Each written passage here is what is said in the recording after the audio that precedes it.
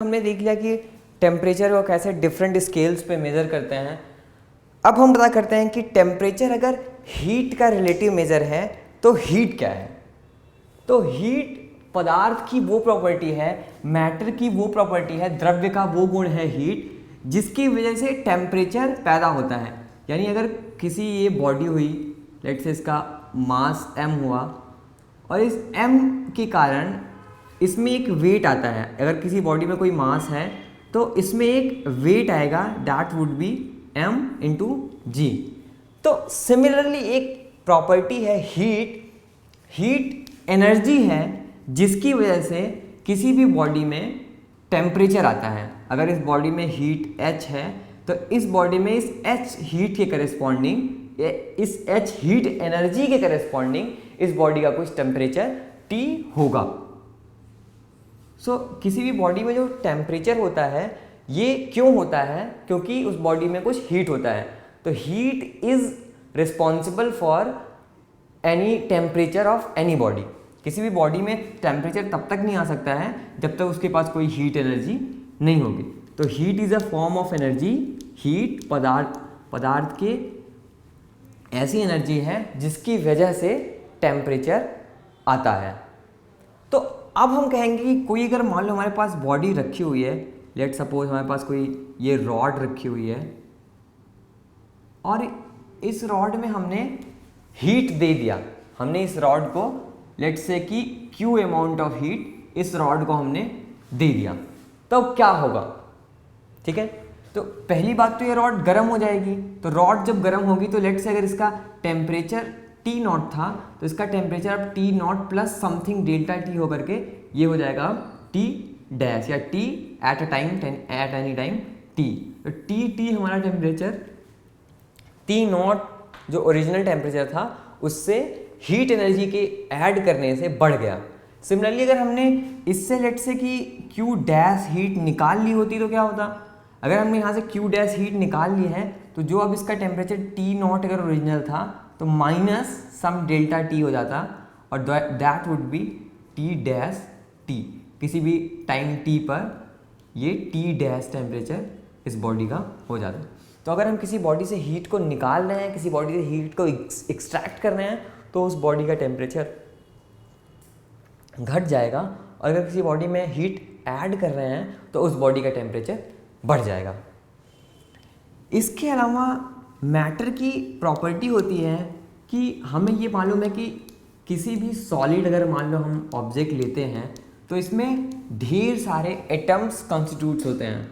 मतलब अगर हम इसके एक छोटे से टिपिकल इस पार्ट को जूम करके देखें तो यहाँ पर ढेर सारे एटम्स होंगे। अगर हम यहाँ पे इस पार्ट को जूम करें तो यहाँ पर ढेर सारे छोटे छोटे एटम्स होंगे। ये एटम्स हमेशा ब्राउनियन मोशन करते रहते हैं, यानी सबके पास कोई ना कोई डायरेक्शन होगी, ये उधर उधर भागते रहेंगे। अब अगर हमने इसको हीट एनर्जी प्रोवाइड की तो हर एक एटम की एनर्जी थोड़ी बहुत बढ़ गई। सबकी एनर्जी जो है, सबकी एनर्जी में कुछ ना कुछ इजाफा हुआ, सबकी एनर्जी थोड़ी ना थोड़ी बढ़ गई, क्योंकि हमने इसमें इसकी टोटल एनर्जी में हमने कुछ हीट एनर्जी ऐड कर दी। हमने कुछ हीट एनर्जी इसको दे दी तो इससे क्या हुआ, इस हर एक पार्टिकल की, हर एक एटम की एनर्जी थोड़ी बढ़ गई।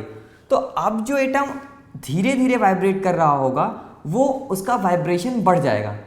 वाइब्रेशन के बढ़ने से क्या हुआ कि जो इनके बीच की स्पेसिंग थी वो स्पेसिंग बढ़ जाती है।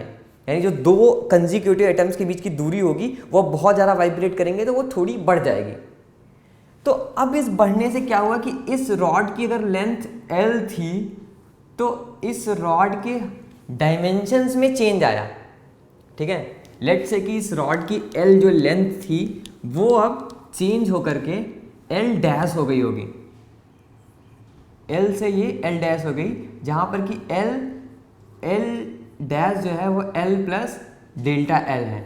ये इतना टेम्परेचर को बढ़ाने पर, यानी अगर हमने उस पर Q हीट ऐड की और इस Q हीट को ऐड करने की वजह से हमारा डेल्टा T टेम्परेचर इंक्रीज़ हुआ, तो इस डेल्टा T टेम्परेचर के इंक्रीज़ होने से रॉड की लेंथ L बढ़ गई।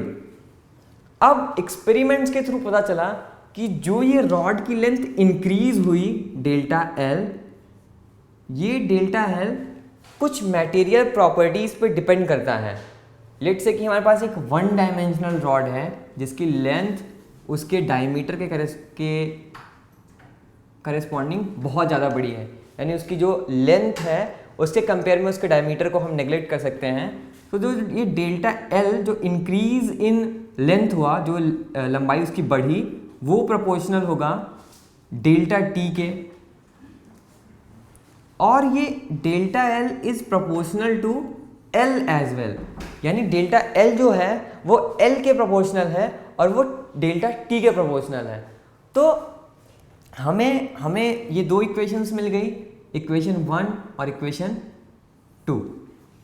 अब हम अगर इन दोनों इक्वेशन को कंबाइन करेंगे तो क्या हमें मिलेगा कि delta L is proportional to delta L is proportional to L delta T. अब हमने यहां से एक प्रोपोर्शनलिटी कांस्टेंट डिराइव किया, दैट इज अल्फा। हमने इसको इक्वल किया और हमने एक प्रोपोर्शनलिटी कांस्टेंट अल्फा दे दिया। अब हमारे पास ये इक्वेशन आ गई कि किसी भी रॉड में अगर एक्सपेंशन हो रहा है, अगर किसी रॉड को हीट देने से उसकी लेंथ बढ़ जा रही है, तो इसकी लेंथ बढ़ गई होगी, तो ये थोड़ी बढ़ गई होगी इसकी लेंथ, अब ये यहाँ आ गया होगा। तो अब इसकी जो लेंथ में इंक्रीज हुआ delta L, that is L alpha delta T. हम इस कांस्टेंट अल्फा को बोलते हैं रेखीय प्रसार गुणांक या कोफिशिएंट ऑफ लीनियर एक्सपेंशन। रेखीय प्रसार गुणांक यानी मतलब कि अगर एक रेखा की तरह कोई हमारे पास कोई ऑब्जेक्ट है लेंथ एल का, तो इसका जो प्रसार गुणांक होगा यानी डेल्टा टी टेम्परेचर को बढ़ाने पर इसका जो गुणांक, इसमें जो इंक्रीज होगी, इसमें जो प्रसार होगा, इसमें इसकी जो लेंथ बढ़ेगी, उसका गुणांक हमारे पास ये अल्फा आ गया। अब हम पुराने डायमेंशनल एनालिसिस को थोड़ा यूज़ करेंगे और अल्फा की डायमेंशन और यूनिट निकालेंगे। हमें क्या पता है कि डेल्टा टी टेम्परेचर है और टेम्परेचर की ऐसा यूनिट हमें पता है क्या है, केल्विन। तो alpha is equal to delta L length है, एल लेंथ है, alpha will be what, alpha will be L to L cancel हो गया, डेल्टा टी, यानी अल्फा जो होगा वो उसकी डायमेंशन अगर हम देखें तो वो डेल्टा टी यानी पर केल्विन के हिसाब से चेंज हो रही है। तो इस तरीके से हम ये देख सकते हैं कि अल्फा की जो डायमेंशन होगी वो डेल्टा टी के बराबर होगी या टी के बराबर होगी, और इसकी जो एसआई यूनिट होगी वो होगी केल्विन।